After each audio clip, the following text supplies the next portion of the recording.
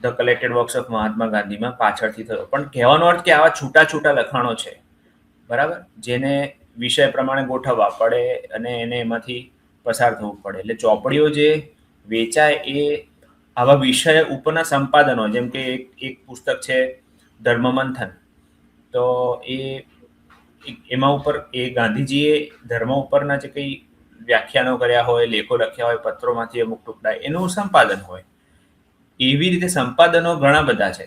અને પછી જ્યારે આવી રીતે પત્રોમાંથી જે સાહિત્ય ભેગું કરવાનું થયું, તેમાં બાપુના પત્રોની આવી એક શ્રેણી ચાલી હતી એમ, જેને 11-12 જેવા વોલ્યુમ્સ થયા હતા. વોલ્યુમ્સ એટલે ભાગ, નાના નાના, મોટો ખંડ નહીં. પણ બાપુના પત્રો કુસુમબેનને, બાપુના પત્રો સરદાર વલ્લભભાઈને, બાપુના પત્રો રાજકુમારી અમૃત કૌરને, આવી શ્રેણી થઈ હતી. અને પછી જ્યારે ભારત સરકારે અંગ્રેજી ધ કલેક્ટેડ વર્ક્સ ઓફ મહાત્મા ગાંધીનો